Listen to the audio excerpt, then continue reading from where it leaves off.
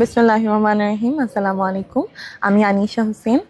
আমার বাবা অধ্যক্ষ আলমগীর হোসেন, সে পিরোজপুর ১ আসন থেকে এবার বিএনপি থেকে নমিনেশন পেয়েছেন।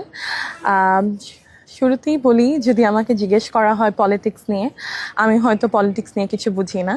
আমি বুঝি সোশ্যাল সার্ভিস, আমি বুঝি সোশ্যাল ওয়ার্ক, যেটা আমার বাবা শুরু থেকেই করে আসার চেষ্টা করেছেন। তার প্রথম থেকেই স্বপ্ন ছিল এই অঞ্চলের মানুষের জন্য কিছু ভালো করা। পিরোজপুর সদর, নাজিরপুর উপজেলা, ইন্দুরকানী উপজেলা, এই পুরোটা অঞ্চল নিয়ে বাবার অনেক স্বপ্ন দেখেছি আমি। আমাকে যদি জিজ্ঞেস করা হয় বাবাকে আমি শেষ কবে আমার কোনো স্কুলের প্রোগ্রাম বা আমার কোনো কলেজে অনুষ্ঠানে দেখেছি কিনা, আমার মনে পড়ছে না।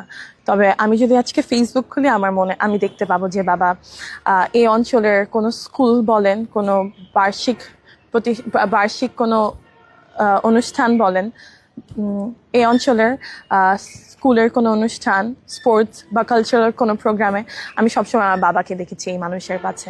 আমি যদি বলি যে পিরোজপুরে জেন্ডার বায়াস না হয়ে ছেলে মেয়েকে ইকুয়ালি রাইটস দিয়ে যদি এই শহরটাকে এগিয়ে তুলতে চান, তাহলে আমি বলবো আমার বাবাকে একটা ভোট দিয়ে দেখবেন।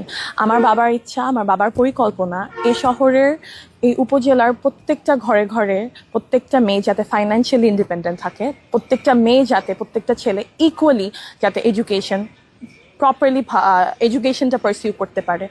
তো সেই সুবাদেই আমি বলবো একবার আমার বাবাকে এবার একটা ভোট দিয়ে দেখবেন। সে ইনশাল্লাহ, আমার পরিবার, আমার বাবা আপনাদের নিরাশ করবে না। এই সামনে ফেব্রুয়ারি 12 তারিখ আমি আপনাদের কাছে অনুরোধ এবং আবদার রাখছি যে এবার আপনাদেরই ছেলে আলমগীর হোসেন, পিরোজপুর ১ আসন থেকে আপনারা সবাই, নাজিরপুর, ইন্দরকানী ও পিরোজপুর সদরের মানুষ, আপনার ছেলেকে আলমগীর হোসেনকে একবার ভোট দিবেন। ধন্যবাদ সবাইকে। আসসালামু আলাইকুম।